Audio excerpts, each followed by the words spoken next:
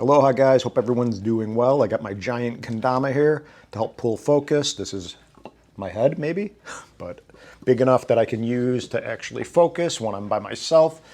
And that's that. But I want to talk a little bit about some news, some Autel stuff. We got the Autel Nano that possibly may be coming out very shortly. They said in a nanosecond, but a nanosecond has passed. And I also want to touch base on something that was sent to me. So basically with the Autel, this is the version 1 Autel Evo II Pro 6K. Basically with the version 2 aircraft, they sent out something saying everything you need to know. So the version 2 is officially here. Will version 1 and version 2 be cross-compatible with one another? And the simple answer is no. So the version 2 remote controllers will not be able to communicate with version 1 aircraft or vice versa. So all the payloads are still interchangeable like the batteries. So there's that one answer, just so people who are a little bit unknown or unfamiliar with the drones, they're the Autel drones. This one that I have in front of me is a version 1 drone, and because of a chip shortage, they started to produce version 2 drones and version 2 smart controllers. So the smart controller I had before I actually returned it was a version 1 smart controller. That would have been only compatible with this exact model drone, not the version 2. So it gets a little confusing, but it's basically pretty straightforward at the same time. So again, will batteries be cross-compatible? Yes, batteries will remain cross-compatible between the version 1 and version 2. So live deck compatibility with the version 2? No, because the Evo II version 2 chipset is not compatible with live deck. So if you guys are utilizing live deck in your workflow, I would stick with the version 1 because version 2 doesn't have anything to take over that live deck experience as of yet. So will version 1 and version 2 use different apps? Nope. Both versions of the Evo II will still use the Autel Explorer app.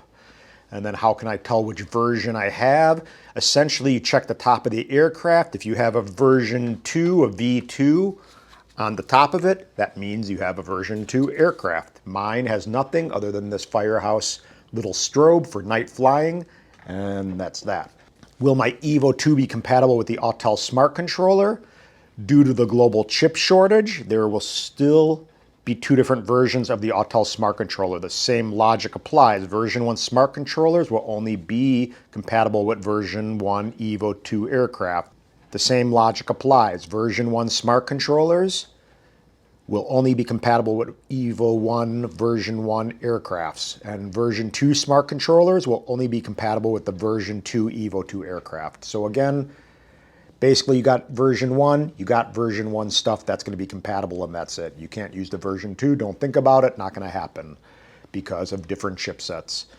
Will this affect my warranty status or ability to get my drone serviced by Autel Robotics? The simple answer is no. Is dual band the same as version 2? Yes, retailers such as B&H may use different terminology, such as single band to refer to version 1 and dual band to refer to version 2 products. So there's that. And can I trade in my version 1 aircraft for a version 2 product? No, not at this time. Autel Robotics is not offering a trade-in program for the version 1 drone. So if you want a version 2 drone, you got to buy one. So I wanted to kind of cover some of those things because I think it's important for people to understand. There's a lot of confusion with drones, let alone newer drones like the Autel brand. Well, maybe not new to everyone, but new to a lot of people. So again, this is right now version 1, Evo II Pro 6K.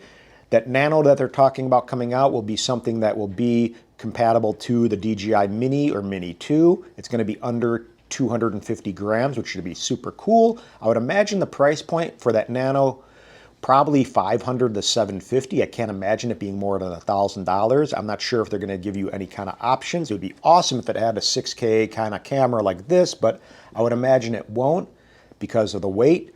But I don't know. We'll see what happens. I'm definitely going to get one the second that drops. That's going to be my next little drone to buy, and we shall see. I'll review it. I'm hoping it comes out sooner than later, but again, the Nano should be very cool because it won't have geofencing similar to this. And of course, that doesn't mean you can fly illegally. It just means that you have the ability to not have to mess around with geo-locking and geofencing and all the DJI stuff, where a lot of times they're really aggressive with that.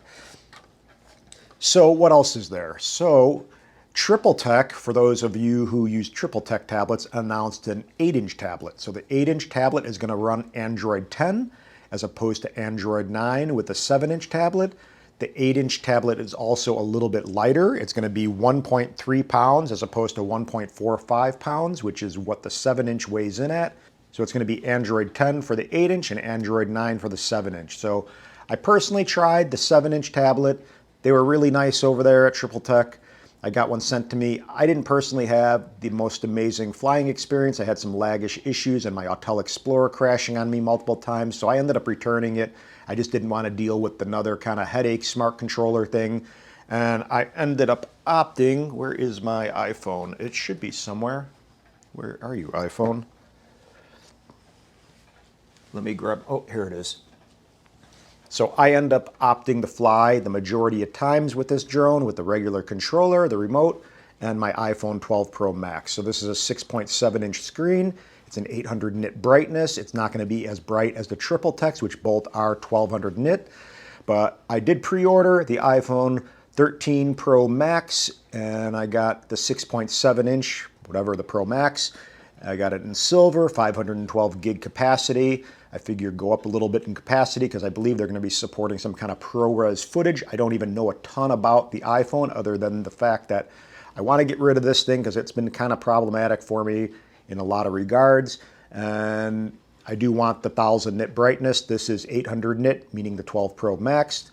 The 13 Pro Max is going to be 1000 nit, which should be that much better. It's going to have a quicker processor, of course, and I'm hoping and praying that it doesn't auto dim on me as quickly as the 12 Pro Max. I know the more stuff that they get involved with the processing power and stuff, and the more tasks that it does, a lot of times it just taxes the iPhone and the processor, and it causes it to overheat. So I'm hoping Apple did somehow acknowledge that, and it is going to be somewhat better and not going to auto dim so quickly, because that really does blow when you're flying drones. So I'm hoping people do pay attention, because these devices are a lot more than just a phone now. People use them for a multitude of reasons, and a lot of us will use these for flying our drones. So as I said, this thing's really great. The biggest con to the 12 Pro Max or the iPhone or any kind of thing like this has been the auto dimming when it's a warm, hot day, because it really does kind of render you useless. I've talked about this before, and sucks. So that's where a smart controller does come into play.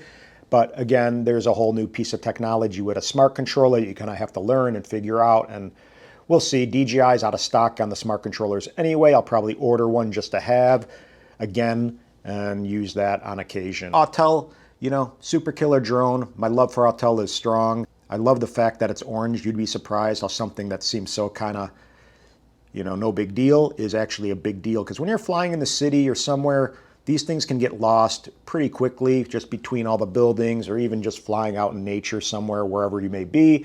The orange really stands out. I do really appreciate these batteries too, the Autel batteries for the Evo II Pro. They're rated at 40 minutes. I say you get a solid 30 to 32 minute flight time, maybe a little bit more, who knows, if they're fresh. But if you have 6 to 8 of these batteries, you're really good to go with any mission. And it gives you a lot more peace of mind and confidence when you're flying somewhere, maybe flying at altitude like I do sometimes in the city. You want to make sure you don't get somewhere and then you have to actually land and just have no room for error or no margin for error because your battery's beeping saying you got to land. So again, Autel batteries, definitely a strong point. The orange, definitely a strong point. I think personally, this is one of the best cameras to use for taking pictures. It's one of the best photographic drones, more so than the 8K, because this has the 1-inch sensor. So Autel, kick-ass. And a little bit about Autel Care. I had an incident when I crashed the drone on a job recently. They sent me out a new drone. I talked about this in one of my videos for Autel Care. It roughly took around 10 days. They guarantee a 14-day turnaround until you get the drone back in your hands to fly. But with Autel, they required the drone and the remote, unlike DJI, where DJI will just replace what's needed. They actually gave me a new refurbished drone and a new refurbished remote. The remote was kind of giving me a grinding sound. I talked to Evan over there at technical support, and he suggested to use some kind of canned compressed air to blow it out, because sometimes the fan can get some debris from manufacturing. I tried that a bunch of times and it's still grinding away, and I called them today, and I really didn't want to be without a remote because I just got this drone and the remote back from being gone for a while, for 10, 14 days, whatever it was. And I wanted them to ideally just send out another remote, and then when I got the remote, ship that one back, but they said they couldn't do it. So that's kind of a bummer. You know, it really stinks when you're flying these things for your livelihood that you got to be without something that's going to allow you to use it on a job. I got a couple jobs coming up this week where I could have this as a nice backup drone, but if I do send in the remote, I'm going to be without one. So either I buy another one for backup, or Autel maybe hooks me up a little bit, but I doubt that. But again, a lot of these companies like Canon and Nikon, they have Nikon Professional Services, NPS, and Canon has Canon Professional Services, and Sony has a professional service program. I really wish these companies would do something similar, because although it's not going to be as logistically simple, because these things have all kinds of, we're taking them in the air, but maybe some kind of replacement program, at least where you get expedited service and you pay some kind of annual fee, similar to maybe Refresh, but just a little different, or similar to the NPS and CPS programs. Because again, something simple like a remote, it could take you out for 10 days and you're without the ability to make money with it. So again, pros and cons to each. I also have, so you're aware, my DJI Mavic 2 Zoom that was having issues landing. So one time I was flying in the city, I was at roughly 600 feet. I kind of talked about it a little bit. The drone physically would not come down. So I was at 600 feet, getting low battery. It went to critically low battery, literally to 6%, and the drone was still just hovering above me 600 feet in the air. It was pretty nerve-wracking, sweaty palm kind of moment. Not really something that you want to look forward to when the thing's just literally dying on you, when you're trying to not resign like they teach in the 107 course. You don't want to just throw in the towel and give up. You constantly have to keep figuring stuff out and force quitting apps and doing any kind of troubleshooting you can while watching the drone and not panicking, similar to not panicking in the ocean, because if you panic, that's when things go bad really quickly and it's all over. So fortunately, at 6% battery, the drone ended up landing itself, and I ended up sending it in to DJI because I was having other issues after that incident, and it just didn't seem like it was behaving the correct way. It didn't give me the peace of mind and confidence, and I really suggest listening to those kind of intuition thoughts when you're flying. If you feel something isn't right, go and send it in. Go and check on it. Go and make sure it's 110%, because this gear, like anything, it's almost like when I used to race motorcycles. If something is wrong with the equipment and not functioning properly, it could be a little something with the tire and you get a blowout at 140 miles an hour. It can be life or death. And obviously, maybe not the same kind of extreme, but people can get hurt. Things can happen, and you want to really minimize your risk. So make sure you always pay close attention to anything that may stand out. Like that incident was a big red flag, and if I was to ignore that incident, it would have been really kind of shame on me, because it would have been a moronic thing to do. So I sent it in to DJI. They basically told me the downward visioning positioning sensor or system was malfunctioning, and they said the forward vision sensors were malfunctioning too. So they apparently swapped some stuff out, and that was that. So they didn't swap out the controller, but it was under warranty. They admitted that something was going on with the drone malfunctioning. They said it was nothing to do with me. And they also had my flight logs, so they were able to see everything. So I guess that's good. I should get that thing back in a couple days. So there's pros and cons to each. It actually took me a while to get DJI to actually fess up to exactly what happened. They kept on just saying, oh, your drone's on its way back. Well, that's not really what I'm wanting to know. I want to know why it was basically preventing me from landing and then giving me a really, kind of nerve-wracking experience. So it took a while. They finally did answer, and that's what they basically told me today. I think I have it on my little notes. Where is it? So essentially what they said was, yeah, the DJI said the downward vision system was malfunctioning and forward vision system was malfunctioning. So they swapped out the components at no cost because it was under warranty, as I said, and that was that.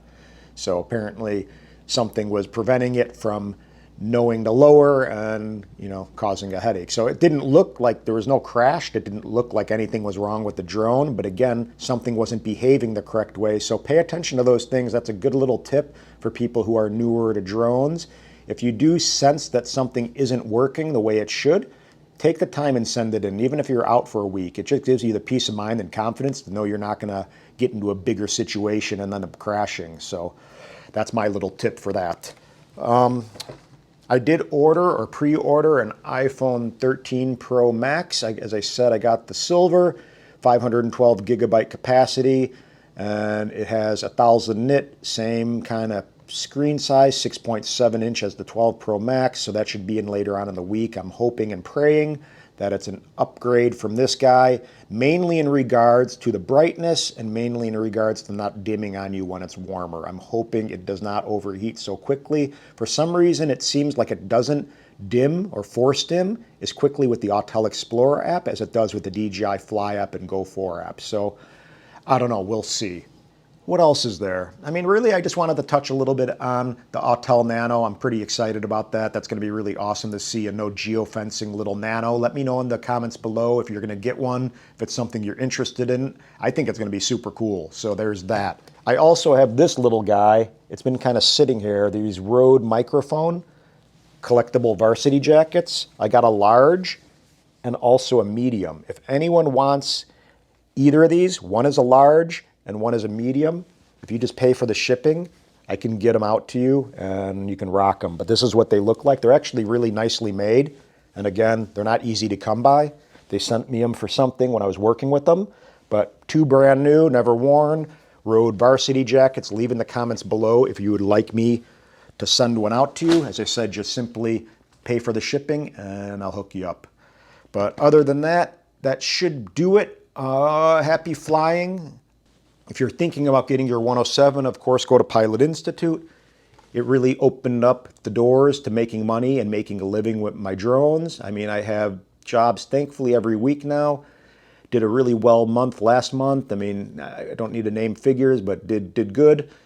Enough to pay for my Inspire and more. And I got a couple jobs this week. That should be, a couple thousand, whatever. And it's good, money keeps on coming in from these drones. It's kind of one of those things where you laugh almost a little bit inside because you're having so much fun and you're flying and you're creating and you're doing what you love and you're actually getting compensated for it. And you can't do that without your 107. And the 107 will give you that confidence too, just so you're aware, to be able to go out and push for jobs because you know what you're doing and you practice. And again, practice flying too all the time, because that's a big thing. Like with my Inspire 2, it's such a new drone to me and such a big drone and there's so much to learn. I'm flying all the time with that thing, even with my little SSD drive I just got to capture ProRes now. Just capturing ProRes, making sure you're able to get that workflow down. I got a ProRes Inspire 2 gig on Friday, roughly $1,000 for a couple hours. And that's all I'm gonna do. I'm gonna shoot a building, give them the ProRes footage to work with, and voila, they go ahead and Zelle you the money and life is good. They send them an invoice and you move on. And you just keep on doing that. And these little Inspire 2s and drones become like little flying cash registers if you work them the right way. Even when I was out flying the other day, a guy stopped me and wanted me to photograph his restaurants that were on the water.